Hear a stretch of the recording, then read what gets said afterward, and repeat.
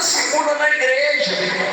Na prova você quer Deus, na prova você quer renovo, na prova você quer dom espiritual para evangelizar, para pregar. Então o crente na prova ele é produtivo. A prova não é deserto de Deus, mas a prova é escola de Deus para o cristão. Então muitas das vezes Deus põe a gente na prova para tratar conosco. Quem já reparou que para você fazer algum tipo de exame, tem que haver uma consulta? O médico tem que te consultar. E na hora que ele te consulta, que ele detecta o mal que você está enfrentando, ele vai te diagnosticar. Ele vai te diagnosticar. E o que é diagnosticar? Ele certificou qual é o mal que você tem. E depois de certificar o mal que você tem, ele vai te interessar um remédio que você deve tomar para a finalização ou abreviatura desse mal. Assim é o nosso Deus. O nosso Deus é aquele que sonda os nossos corações. O nosso Deus é aquele que sonda a nossa mente. O nosso Deus é aquele que conhece o nosso comportamento. Deus está conosco quando ninguém não está. Quando entramos no banheiro, Deus está lá. Quando nós entramos em uma prova, Deus está nela. Deus não está distante de nós, meus irmãos. Muitas das vezes nós que estamos distantes de Deus. A Bíblia diz no livro de Tiago: chegai-vos, pois, a Deus, e Ele chegará até a vós. Nós temos que se aproximar de Deus, e a forma que Ele achou de nos aproximar dEle é na prova.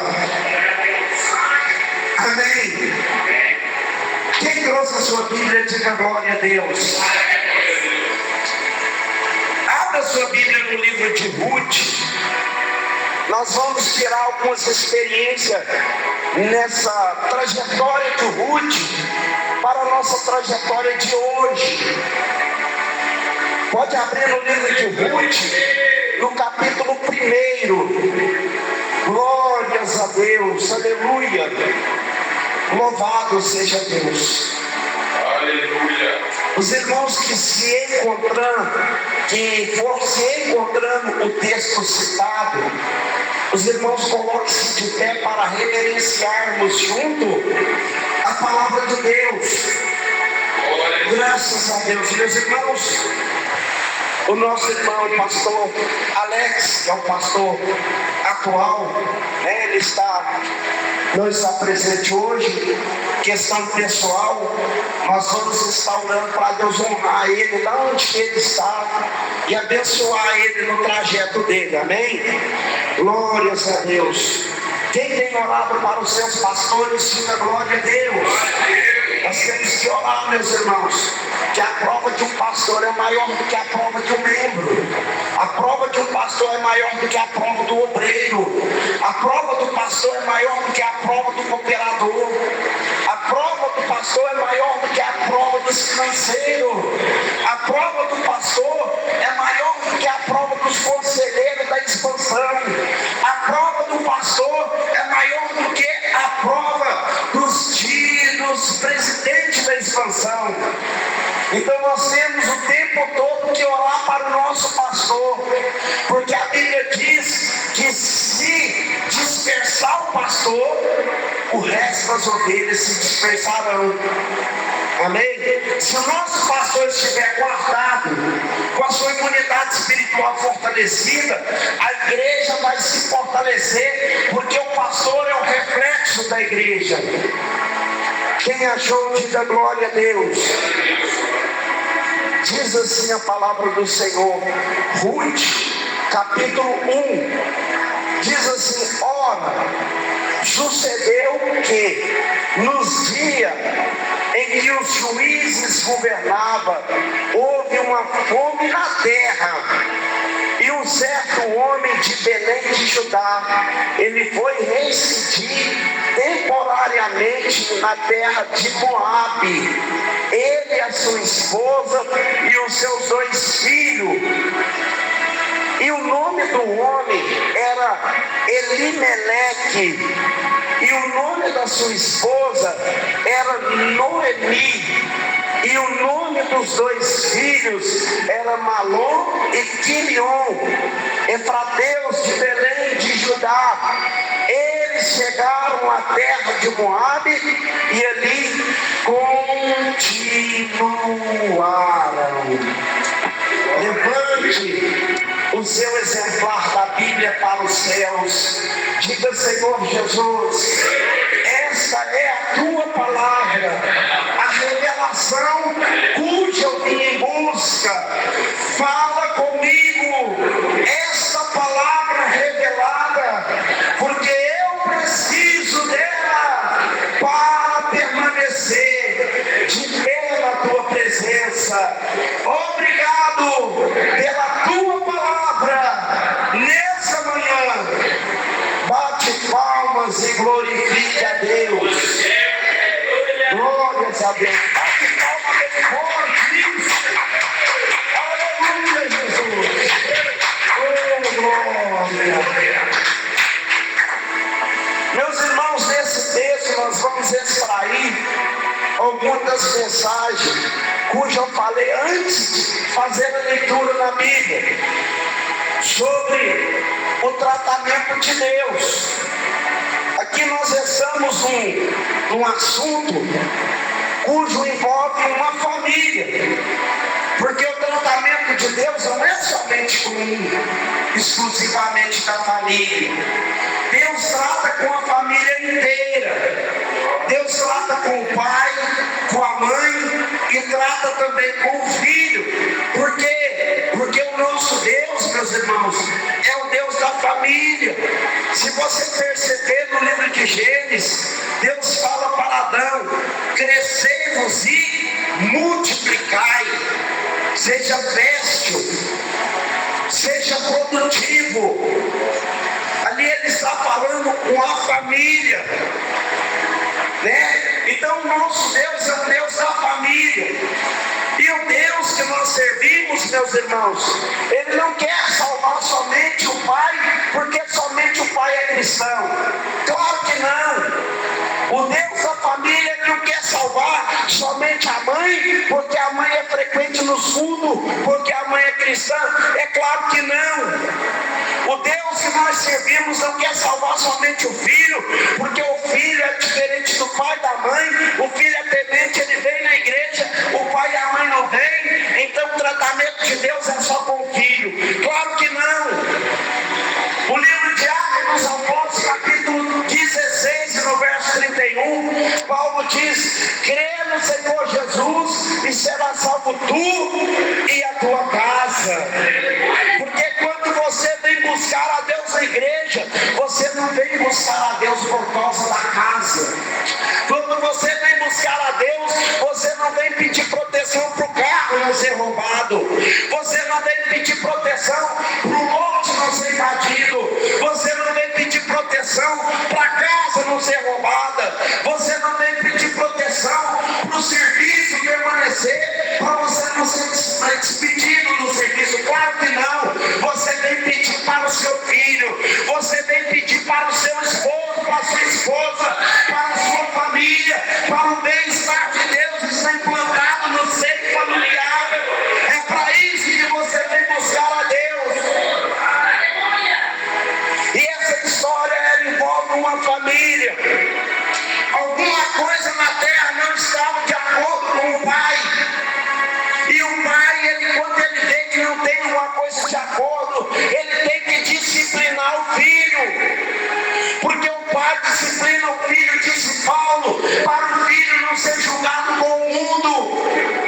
Quando Deus disciplina o filho, é para corrigir o filho, para que o filho aprenda a lição e para que o filho esteja na posição que o pai se agrada.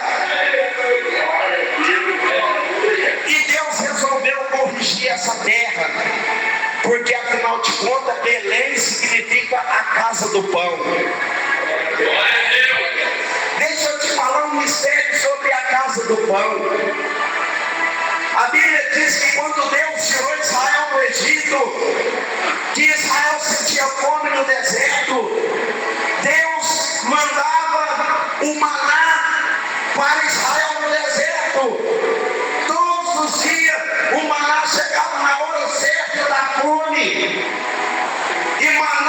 significa o que é isso?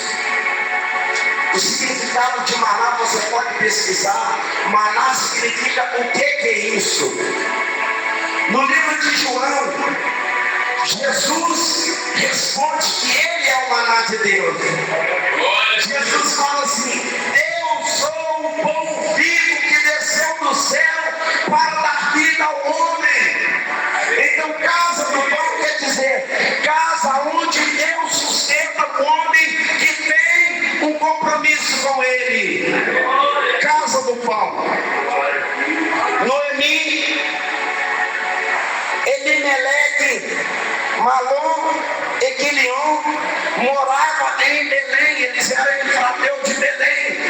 Morava na casa do pão. Ou seja, Salmo 91, verso 1: aquele que habita no esconderijo do Altíssimo, a sombra do Onipotente descansará. Na casa do pão tinha descanso, meus irmãos. Na casa do pão tinha provisão. Na casa do pão tinha cura. Na casa do pão tinha sustentação. Na casa do pão tem presença. Lá fora tem decepção, mas na casa do pão tem a cura. Lá fora tem enfermidade, mas na casa do pão tem a provisão. Lá fora tem a falsidade, mas na casa do pão tem a verdade, tem o carinho, tem o amor. Quer viver bem? Viva na casa do pão. Pregador, onde que é a casa do pão? Na casa de Deus.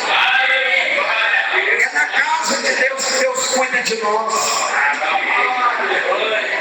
Quando estiver enfrentando uma crise, vem para a casa de Deus, vem para a casa do pão. Não vai para a rede social desabafar, porque ninguém está preocupado com a sua dor lá não. Lá os aplausos, os cuidados são fingidos. Mas na casa de Deus, Deus se preocupa conosco, Deus se preocupa com a nossa família. Só que na casa de Deus tem regras. Na casa de Deus tem os estatutos de Deus. E quando Deus olha para nós e percebe que os estatutos não estão sendo guardados de acordo com o que Ele requer, Ele começa a tratar conosco. Porque o doente ele tem que ser tratado. O doente ele não pode ser internado sem ser diagnosticado. Como é que você pega um doente e soca ele numa cama com soro sem saber o que ele tem? Então Deus queria tratar com a terra, porque a terra estava fora do padrão que Deus estava requerendo deles. Deus ele não vai provar aquela pessoa que Ele não ama. E a Bíblia diz que veio uma grande fome. Ou seja, o pão começou a se ausentar da terra por algum motivo. Igual eu disse, a nós que distanciamos de Deus, o povo começou a colocar Deus para fora. E Deus é aquele Deus que não quer ir embora, meus irmãos. Se você perceber na lição de Ezequiel, no capítulo 10 de Ezequiel, a Bíblia diz que a glória de Deus saiu do meio dos tesouros do propiciatório da arca de Deus e parou na tampa do propiciatório. Depois a glória de Deus saiu e parou em cima das duas principais colunas. Uma chamava Joaquim e a outra chamava Boaz. A glória de Deus parou em cima das duas principais colunas. Depois a glória de Deus ela foi e parou na porta do templo. A glória de Deus não queria ir embora, é como se aquela pessoa que vai na sua casa, ela despede 3, 4 vezes, ela vai no portão, você nota que ela não quer ir embora. Ela quer ficar, você percebe que ela não quer ir embora, porque ela vai e volta, ela despede toda hora, e ela nunca vai. Isso era Deus não queria sair.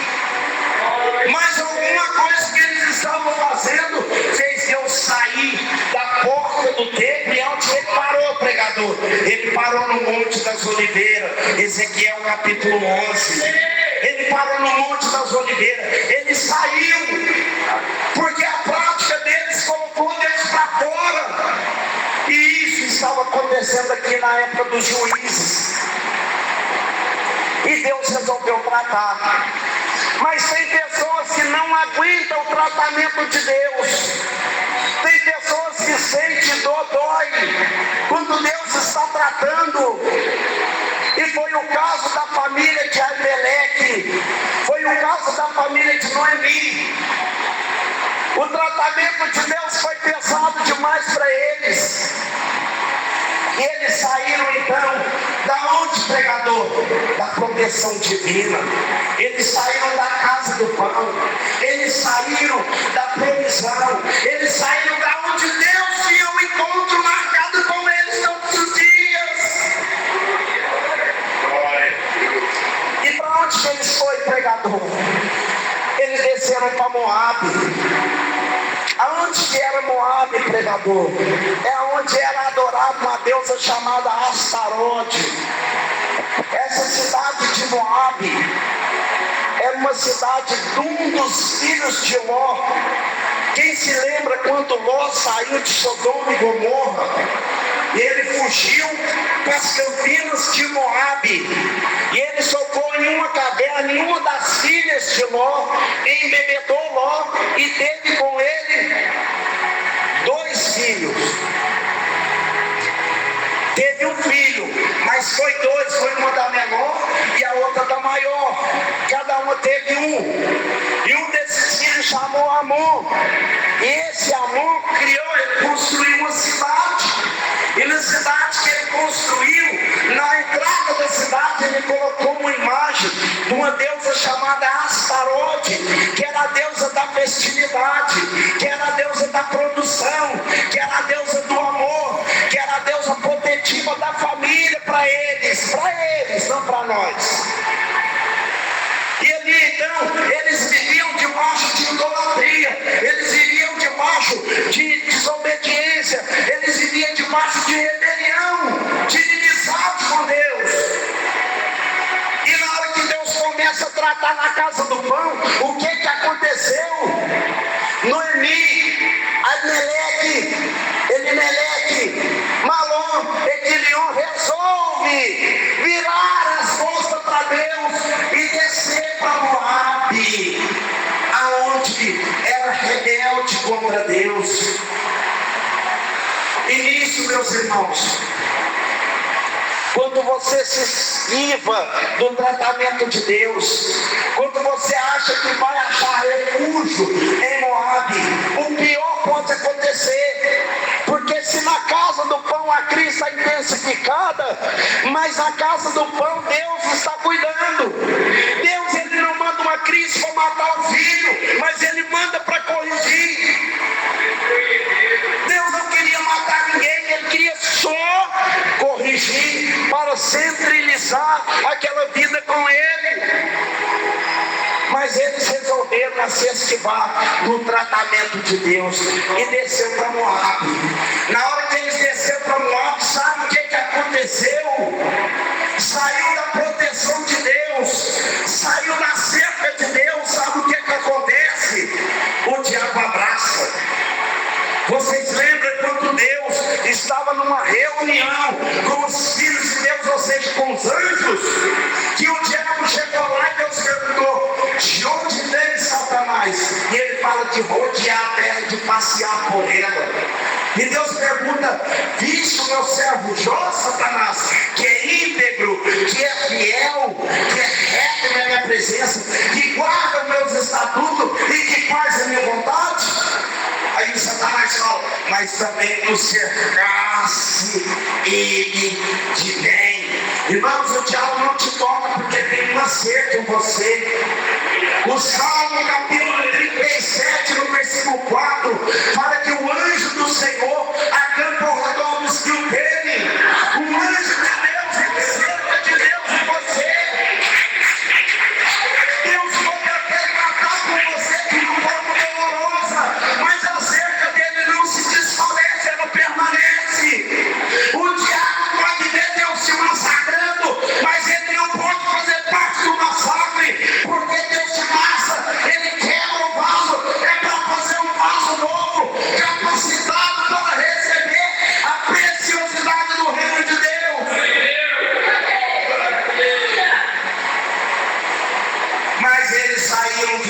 descuidado.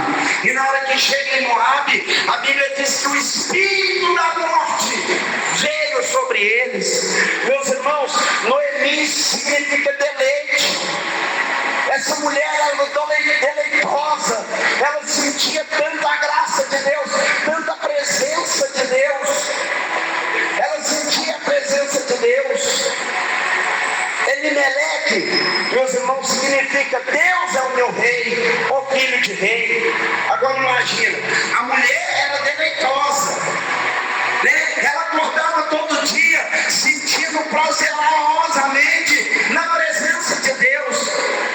O marido acordava sentindo o rei, ele era rei, é o filho de rei, ou seja, o Deus que eu sirvo é o meu rei, ele é meu pai, e além de ser pai, ainda é o meu rei, eu sou príncipe da casa de Deus. Mas o filho do rei foi caçar moradia em Moabe.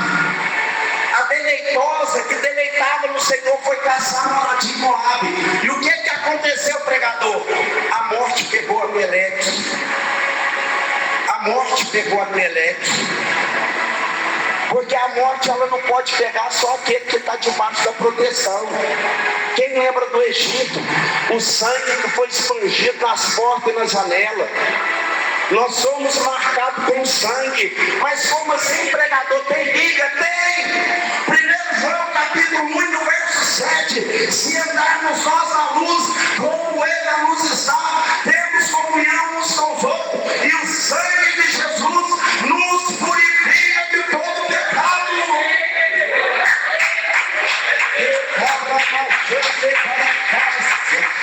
O sangue de Jesus está sobre mim. O sangue de Jesus está sobre você. O sangue de Jesus está sobre nós. Mas na hora que você achar que esse sangue não tem mais valia, na hora que você expulsar a presença de Deus na sua vida, aí cumpre-se aquele assunto que Jesus falou com os discípulos, que o diabo sai. Ele sai, mas ele de vez em quando ele dá uma voltadinha para ver se a casa está varrida e adornada. Mas se a casa estiver varrida e adornada, ele entra e traz consigo mais 7, que se torna 8. E o diabo voltou, e na hora que ele volta, ele achou a casa limpa, e ele trouxe todo o espírito de enfermidade, porque Malom significa enfermo, Quilion significa derrota. Eles saíram da casa de Deus e começou a viver enfermidade e derrota, porque as coisas foram se definhando. O pai ficou desempregado, veio a enfermidade, ele não tinha custo financeiro para tratar a enfermidade, também não ia sarar, porque aquela enfermidade era espiritual, e ele morreu. E na sequência morreu também o doente que estava doente, e morreu o que estava derrotado. Malom e Quilion morreu os dois. E na hora que eles morrem, então para ela era caso finalizado. Eu não tenho mais o porquê ficar nessa terra onde tantos males têm me acontecido. Meus irmãos, tem pessoas que saem da casa do pão, vai para Moabe, ela tem que perder alguma coisa para reconhecer que se ela tivesse em Belém, na casa do pão, ela não perderia. Ela precisa perder parente, ela precisa perder casamento, ela precisa perder a saúde, o caráter, a moral, a integridade, para ela reconhecer que se ela estivesse na casa do pão, ela estaria imune dessas coisas. E mediante essas perdas ela entendeu que isso era fruto da rebeldia.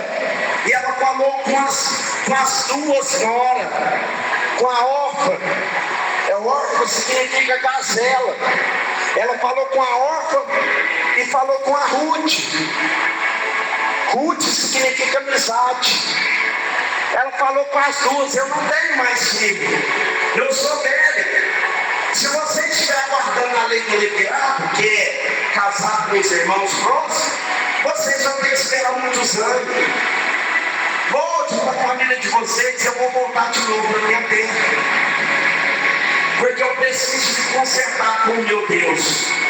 Eu vou voltar para a minha terra. Só que a gazela, que é a orca, mais depressa ela voltou correndo para o paganismo, para os deuses, né? Porque Ruth, mesmo que ela morava em Belém, mesmo que ela desceu para a terra de Moabe, ela não se curvava diante de ídolos. Ela ensinava as horas que não podia.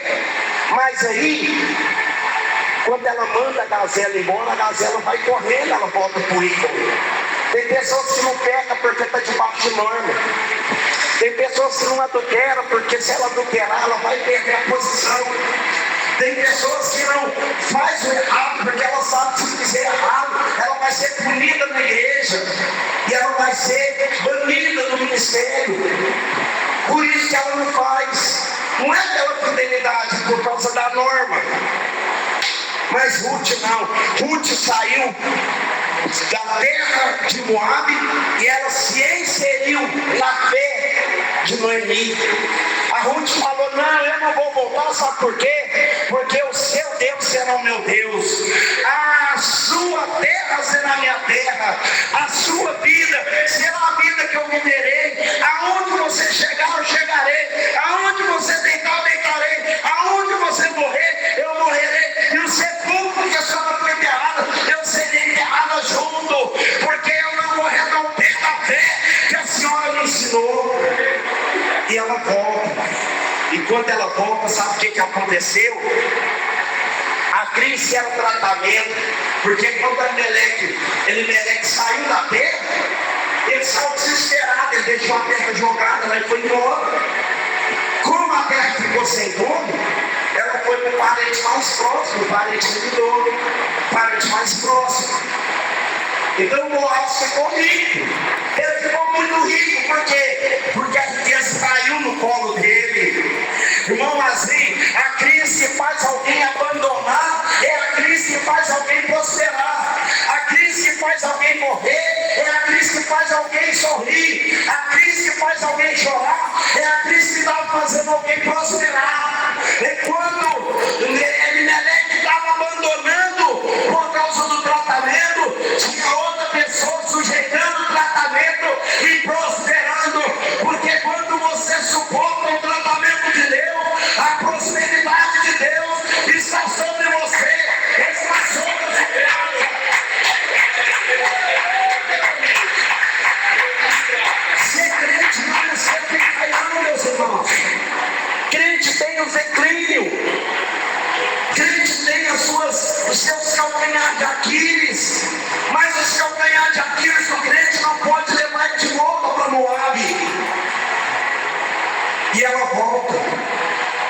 E na hora que ela volta, aí ela notou que o tratamento de Deus, que Deus tratou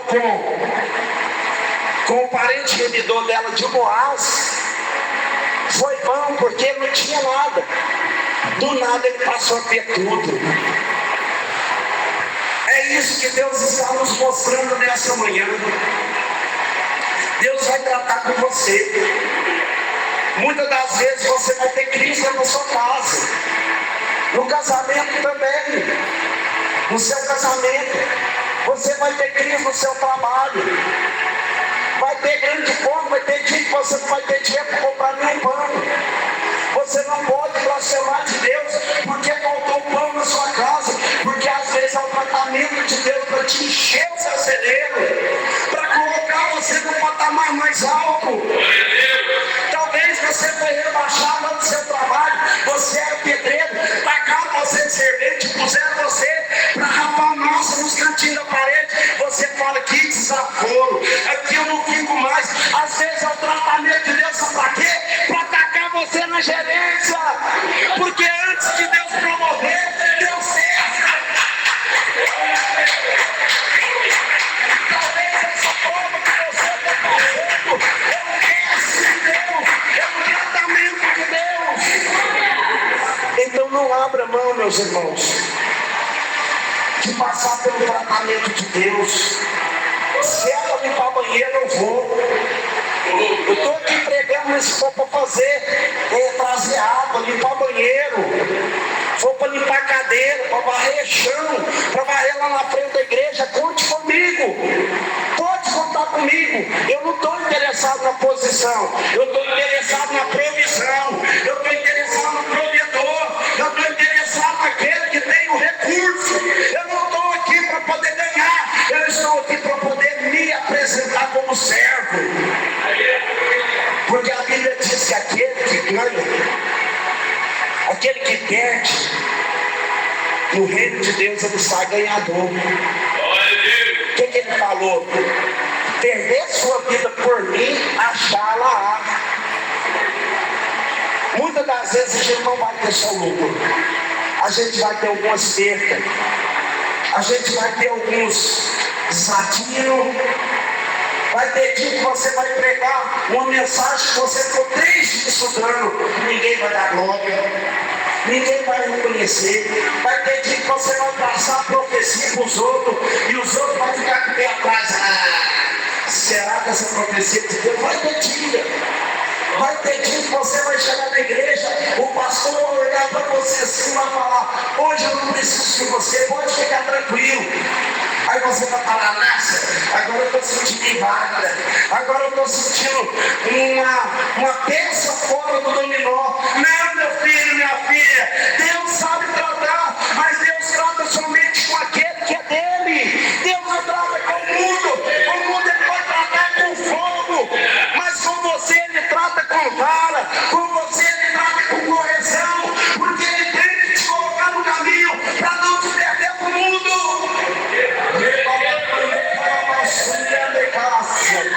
Irmãos, glórias a Deus. Quem está se sentindo tratado por Deus essa noite? Não desista do tratamento de Deus. A Bíblia não foi escrita aleatória. Aqui foi escrita para nos mostrar que se Ruth não tivesse se alienado com Noemi, Ruth não seria mãe ou descendente do Cristo Jesus, porque ela não tinha probabilidade nenhuma de entrar no reino. O reino de Deus, que na época era o povo de Israel, não coletava nenhuma outra nação para si. Ele se sentia exclusivo, não tinha ninguém que poderia entrar e virar judeu sem ser circuncidado. Mas Ruth entrou, sabe por quê? Porque Ruth representa nós. Nós não éramos judeu, nós não tínhamos uma cadeira na casa de Deus, nós não tínhamos um Deus para cuidar de nós, porque o Deus era o Deus dos judeus. O Deus que o pacto era com Abraão, não era com os gentios, não era com os gregos, mas através de Cristo Jesus. E por que Cristo Jesus veio? Por causa de Ruth. Porque Ruth, meus irmãos, Ruth, ela teve um filho com Boaz. Do filho que ela teve com Boaz veio outro filho, que é o Jessé. E do Jessé veio o Davi.